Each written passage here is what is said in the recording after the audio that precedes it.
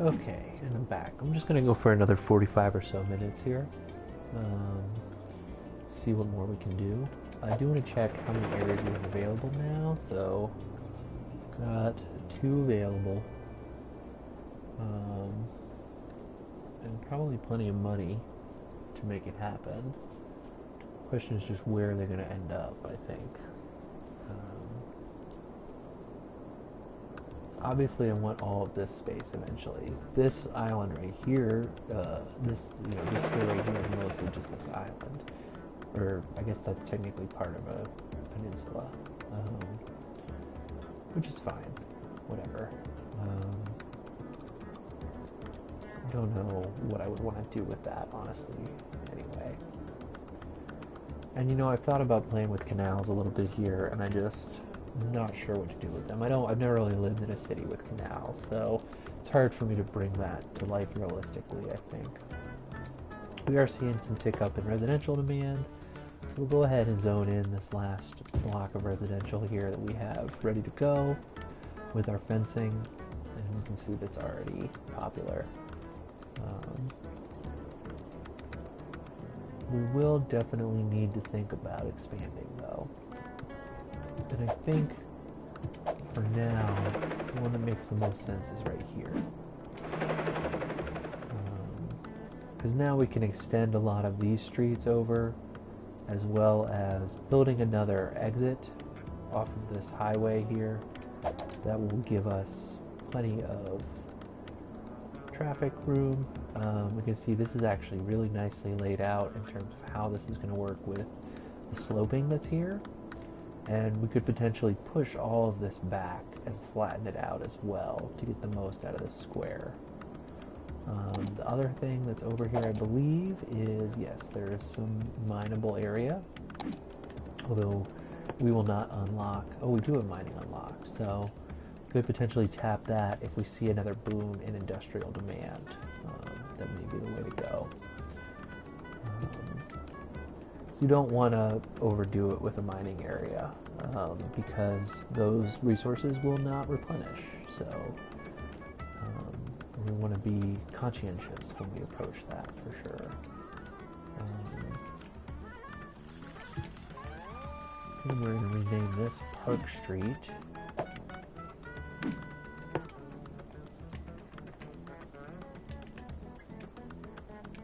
In fact, I think for this next session here, I'm not even sure how much I want to continue developing. Our RCI meters are pretty balanced right now with not much demand for anything. I think what I'd really like to start looking at first is some traffic signalization.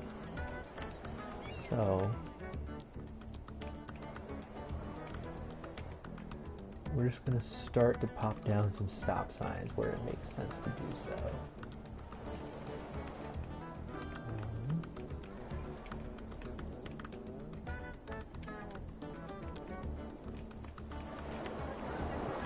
This might be best as a light.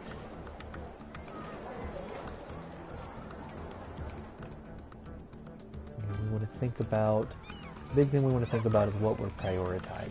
So like through here, all of these stoplights, they're just slowing traffic down. We want this main Summit Boulevard here to be a major thoroughfare that is not going to have a ton of impediments on it. Now when we get to Factory Street, it makes sense to keep a light on that potentially because this is going to be another major street. But then when we come back down here, we still want Summit to be our main road. That's the movement we're prioritizing, as City Planner Plays likes to put it. So we're just going to keep, that could maybe be a light because it would make sense outside the high school. This definitely does not need to be a light right now. These can be stop signs here. Well, actually maybe this one, we do it that way. I actually don't know if the stop signs contribute to land value. A lot of the times when I'm doing this, I see places level up, but I don't know if that's a factor of stop signs or it's just coincidence. We'll put a light in there on Factory again. Kind of just thinking realistically about what you might see, especially in a city of this size. Only like 2,500 people right now. Those would be stop signs. As with this, this, as with this, here and here. We'll make that the stop. And I'm not going to bother with stop signs out here right now, to be honest. This is all still very farmy. We will drop some in right here on the Grove Road. Again, just figuring out which movement we're prioritizing. And then a spot like this. Let's see, this is Factory Street, right? And that's City Street. So again, a major thoroughfare. Is why we want to have stops at the park here. I think we will try to prioritize city. This is going to get messy down in here. I think the big thing is I just want stops coming out of every one of these, where these hook up to the main roads. So in here, I'm not going to worry about it as much. But when we have these driveways coming out onto the road, that's where I want stop signs for sure. Same thing down here, honestly. Because we want that road traffic to have the priority.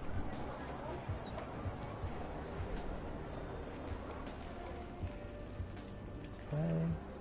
Stop sign there. Stop sign there. Stop sign there. Okay. That's looking a lot more developed now.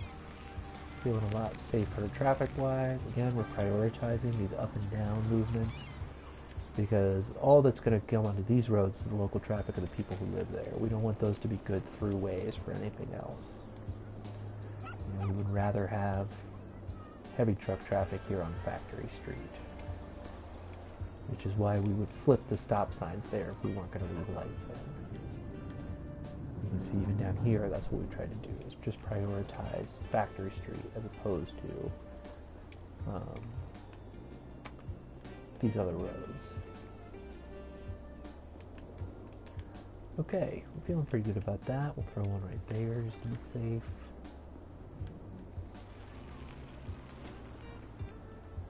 So that's sort of the basics, and it gets more complicated as your grid develops further, but I think the general thing to remember with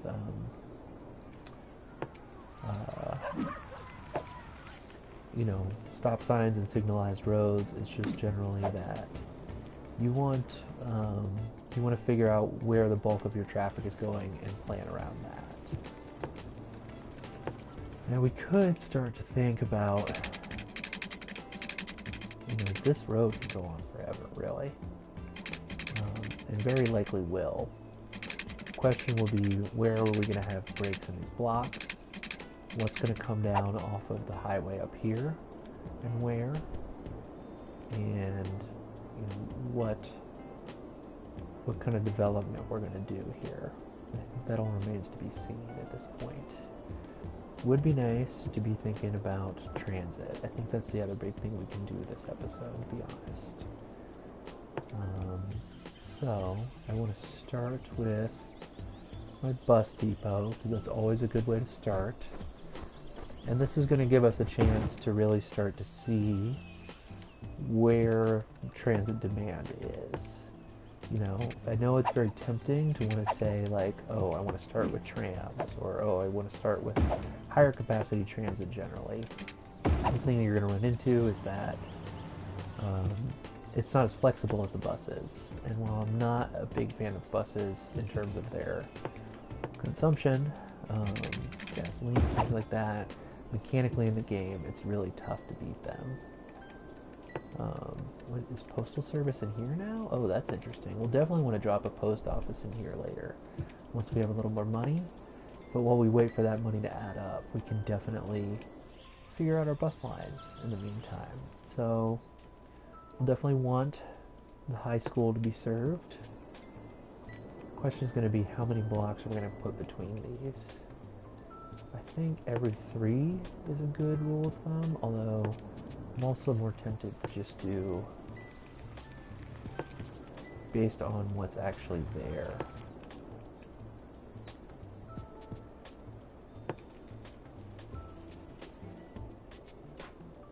crazy about how that's going to turn around. But that is preferable still to really anything else, so. We don't want to put a bus stop right in front of our fire station, obviously.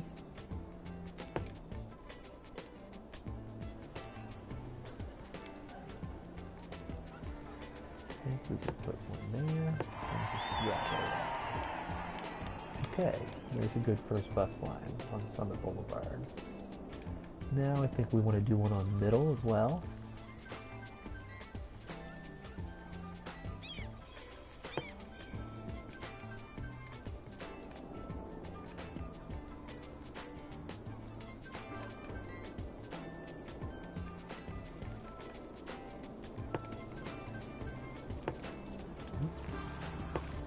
There we go.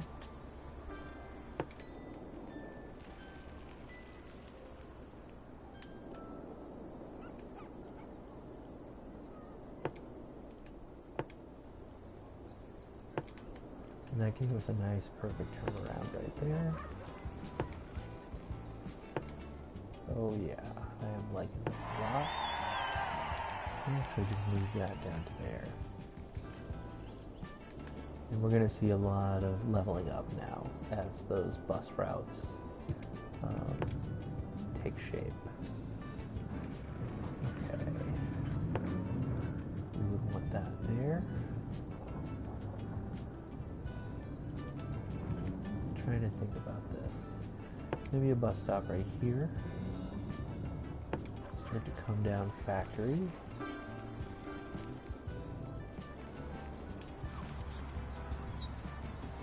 Not a fan. Oh, that's not Factory Street. Okay. Of course. So try to put these bus stops close enough to each other that you could easily transfer.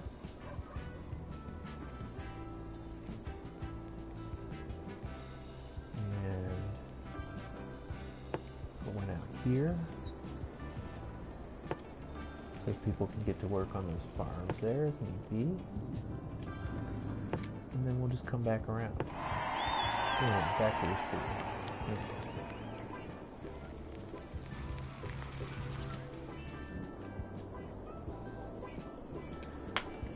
So let's check out our lines. We know this is Summit Boulevard.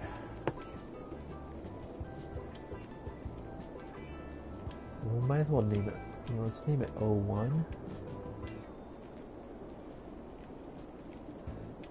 Summit Boulevard.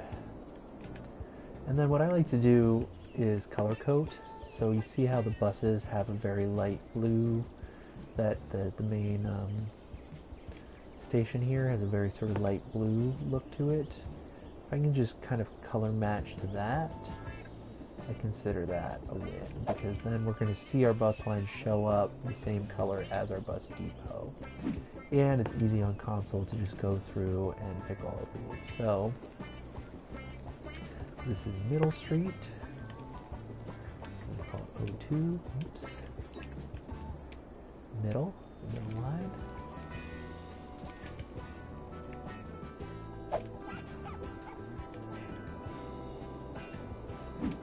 This will be 03 Factory Street. And the color correction on that. Great. So now we can see where our bus lines are at. They're nice and color coded. We're going to see a ton of traffic on Sunday.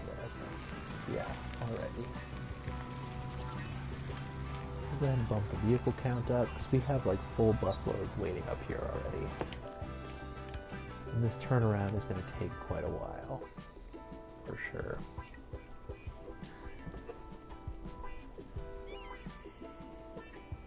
It's going to take a while for our buses to spread out too, because they are coming all the way from the other side of town down there. You can see the blue pillar where these are coming out of.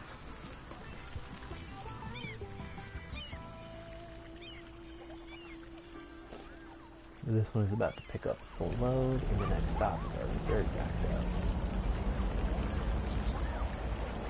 So we knew Summit Boulevard was going to be major. We planned for Summit Boulevard to be a major throughway. You know, I think that this is definitely something that jumps out to me as potential for a tram. Another very good, like, low noise option alongside the buses is the trams. You can use them as local transit or connectors. I have some cities where I'll put them on every road. I have a great rail city that I'm really proud of, where that's definitely the vibe. Let's see if anybody actually gets off here. So they were able to pick up like 6 people, and 6 people got off. That bus is at capacity. And the next one is still coming from the other direction right now. So this is going to take a while. We may just go ahead and speed this up and see if we can't. That bus is empty, and it's going to make its turnaround now.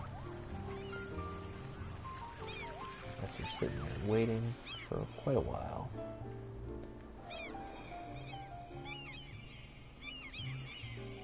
It's not, I don't like having the bus use that main road there. This turnaround, it would be great to maybe come in at a 90 there and save some time. But we do what we can. And here we go. Now the buses are starting to make their way around this loop. Which is good because this stop is getting very backed up. 2 bus loads. The next couple of buses should not be as full. There's a bus with 4 people on it. Boom, that loaded up. And so we may come back through here and reduce our bus count again eventually. But for now, I'll leave it at 8 while we check on some of these other lines. So, got a big stop here on metal. We're going to want 6 buses there maybe. And factory's doing okay actually. And you know, you saw some things digging up there with the buses. Increasing your count on your line is a great way to increase land value, because overall transit services that's the impact that they have. They increase land value, and you know, efficient city services is what the game tells you works. So you want to think about that, and you don't want to have so many buses that you end up creating traffic problems for yourself. These buses will do that. Oh, and see, now we can see, this is what I was afraid of with death care.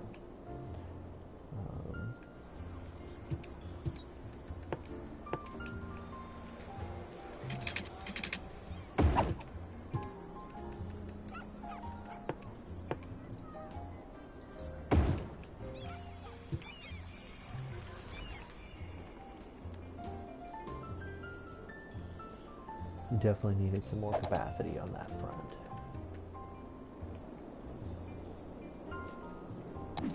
It's only 8 people, but it'll add up quite quickly if we're not careful with it.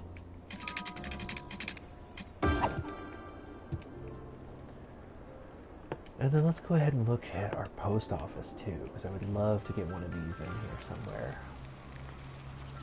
And that would be a great spot. It would require moving the fire station over there, which I'm okay with. And then get rid of it here. That's fine too. You know, even if Factory Street eventually expands, we'll pull that back, but it'll be fine.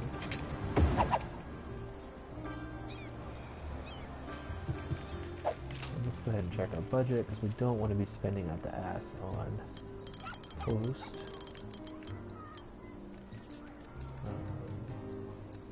I think this is fine for now, I think. You know, I tend to leave the park budget up, even though it is a huge expense, just because it adds so much land value, and that in turn is going to increase tax revenue substantially.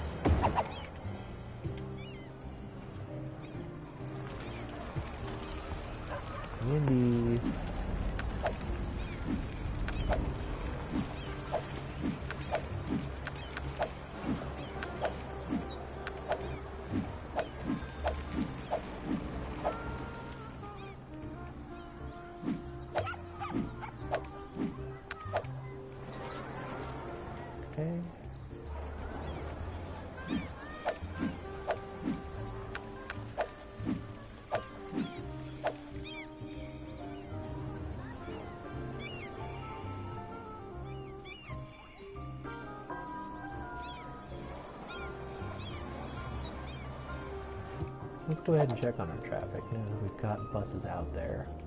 Okay, we can see there's definitely going to be, this is going to be a high traffic spot. It might be due to the stoplight as well. I'm okay with that. Overall, our flow is still 91, 92%, which is great. That's a great place to be at, for sure.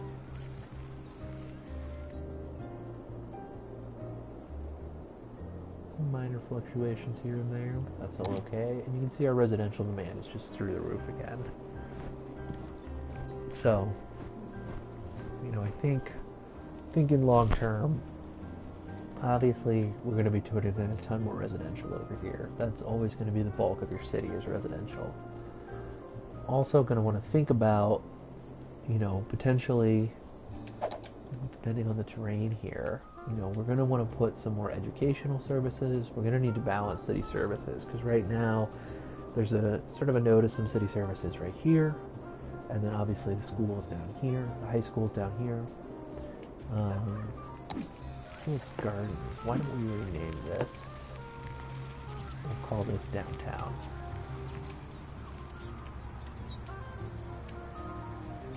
That's really what it is. You know, there's a big commercial strip here. There's an elementary school, the medical center, fire station, post office, police department. That's really, I think, downtown's a better name for that.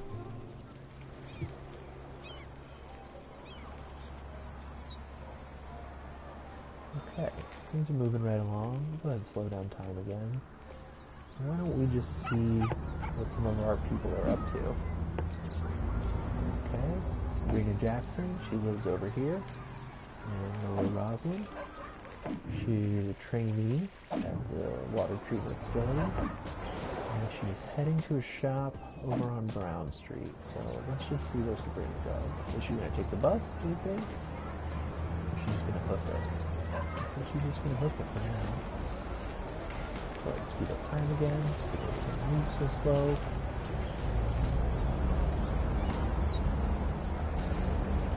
Across the street here. There goes the fire truck.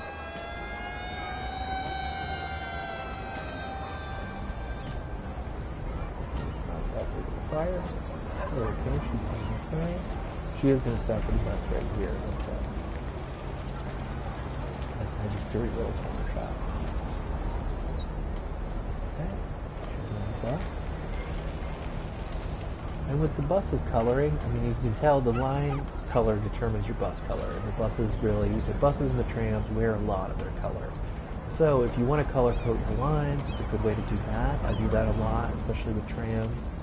Depending on how much you use them, you know, because you don't want to have so many that you end up with 3 different blue lines, but you have like a light blue line, a dark blue line, a blue line.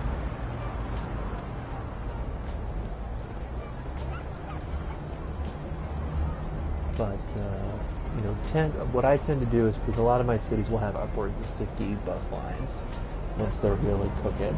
So I tend to just monochrome my buses for uniformity's sake. You could certainly have, what is that guy doing? He's driving underground. You could certainly have,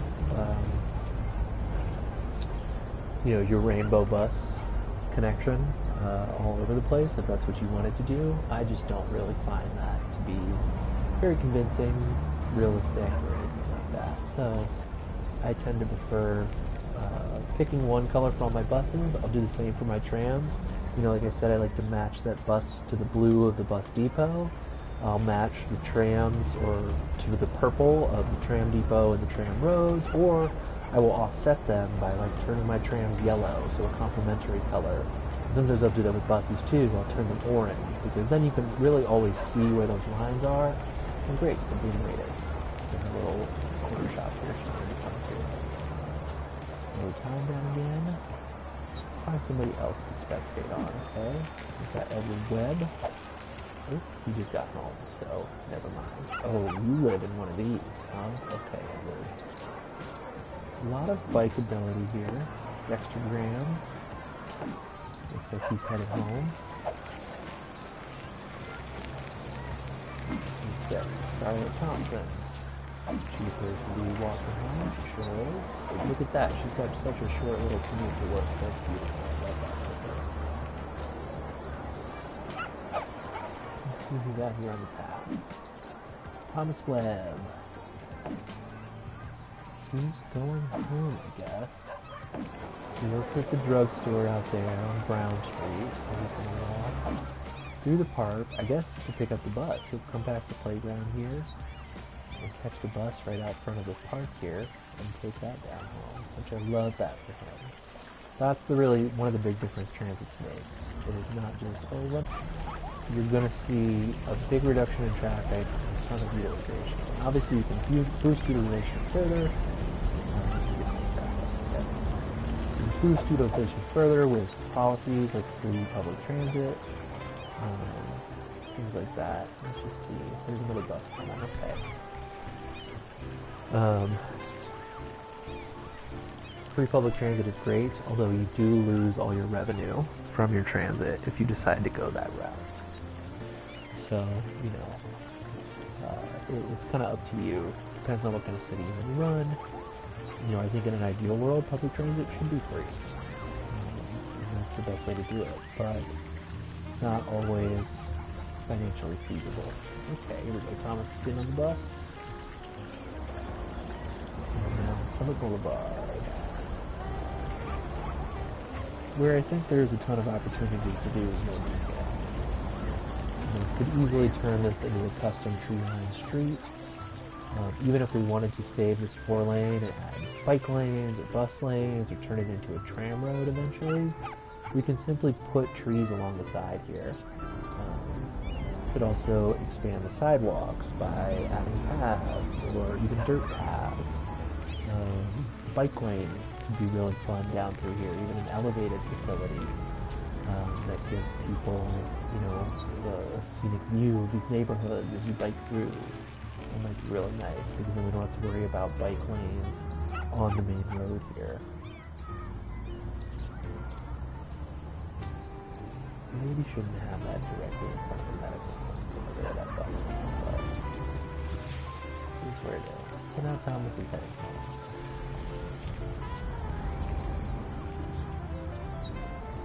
He stops in the boulevard here with this cute little neighborhood.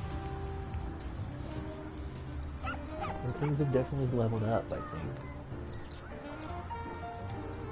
You saw that one gross looking house back there in the corner, total eyesore.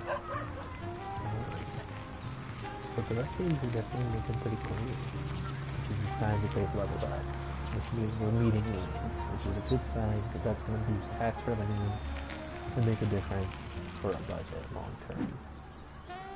Thomas made it home. Good for him. See what else is out and about. Heather Davies, uneducated senior. Walking home to her place on Dolores Way.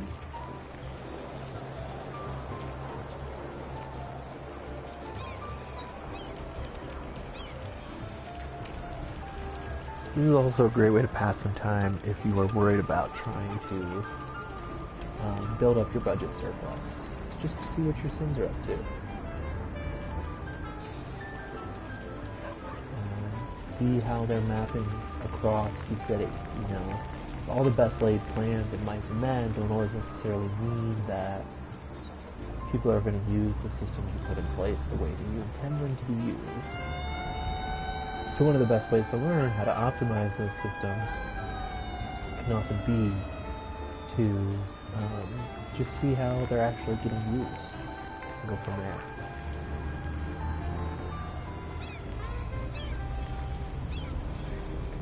Bus stop, so she's just going to walk the rest of the way. That's fine. You see people walking the way. Okay, here's an elementary school student. And we're going to go on that path there.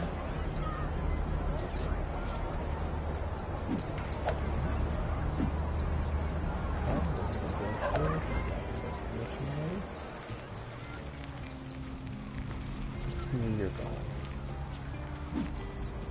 He's right there. Carol Cooper, from residence. She's a high school student, and she's going to this dog park. curious because he's definitely headed the wrong way, ostensibly. Crossing Gina. She wants to pick up the bus here, or does she want to go up to Factory Street and pick up the bus? No, she's going to pick up the bus there. Okay. So she came up from Helena. Here's the bus. Does she even have a dog with her? I mean, it looks like she's standing inside the light post right now. Classic City Skylines clipping. We're getting closer to 3,000 population now. The city's slowly expanding. As places are leveling up, their residential capacity will increase. You know, obviously we don't have like a realistic population mod that you might have seen on some PC gamers builds, but that's fine for something like this, in my mind. You know, we play within the system that the game gives us. Here's what it is. So we'll definitely take increased residential capacity because it does save you from having to build constantly if you're able to level up your residential areas.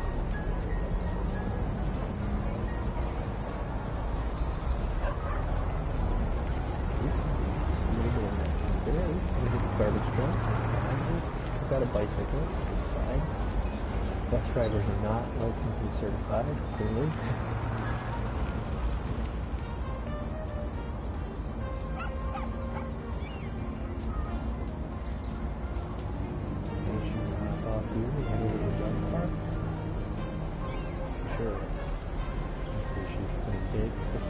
Pedestrian path we created through here. Let's speed up time. And there's, see, that's what happens when you don't historicize your commercial buildings. You end up with these, you know, things that might not feel out of place in the middle of a real urban center, but out here it looks a little strange. Let's go ahead and make sure that's historicized. And then historicize what pops right back in. So, you know, there's still a lot we can do with the city. We're seeing some crime problems. Might be time to pop in another police station. We do have 2 fire stations now. Yeah, I think we'll go ahead and put it down in here by... But also, I just want police cars. I don't need mobile command centers. I did need to check this as well. Ambulance, fly car, ambulance, escort flight ambulances. That looks mostly I did want to move this bus stop. I'm just going to put it on the school because that's going to help all this pedestrian activity here and keep any buses from blocking ambulances, just like we have over here. We don't want buses blocking this fire station. Okay. And realistically, it might make sense to rotate that fire department even, so that it's on Felicity with easy access to Summit without necessarily being on Summit where it can't turn left out of here west again. Hypothetically, I don't know if that's actually let me see if maybe we can get some trees bushes in there. That's fine. Okay, so we're cranking right along on budget. Big surplus, which is good to see. Not crazy about the cemetery layout right here right now, but it is what it is. Let's see about maybe, I don't know if there's somewhere handy we could drop in some childcare right now. That might be a good spot right there on, put it on middle.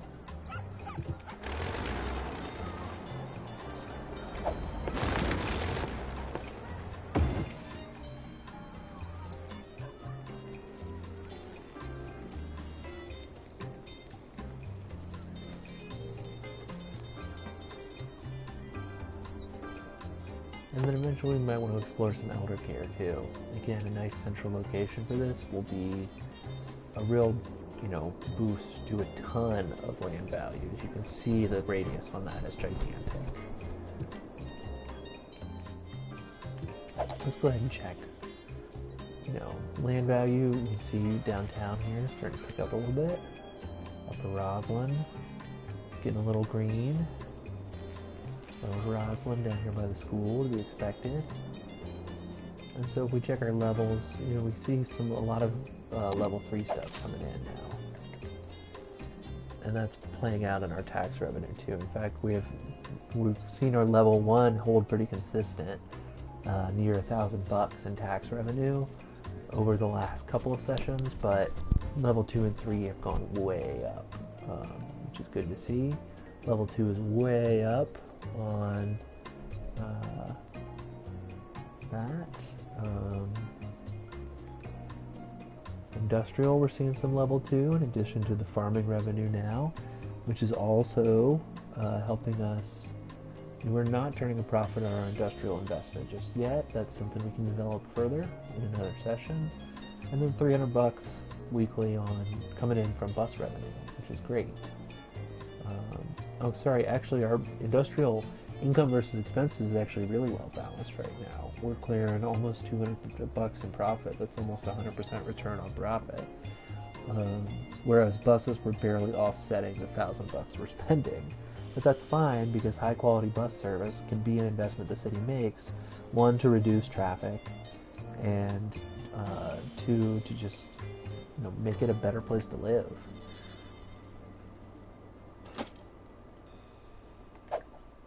And throw on cinematic mode here. We'll just check out some views. Here we see municipal services. Down here just past the yards. Here, this would be right near the high school in Lower Roslyn. You can see how these neighborhoods look with the fencing in. I'm a big fan of fencing, gotta be honest. I mean, the uniformity of it sort of drives me a little crazy. That might be a little unrealistic.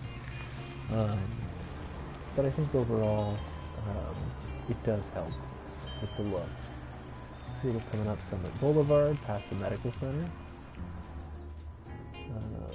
And here is coming in off the highway, I guess. No idea where this actually is. That's a terrible shot. That's fine. Down by the yards.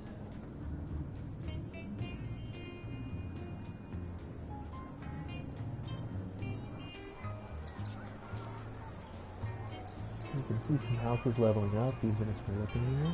This would be middle, I believe. Lower Roslyn looks like. Here's the elementary school, nice big playground. Good stuff. Alright, well thanks so much for tuning in. Have more for you next time.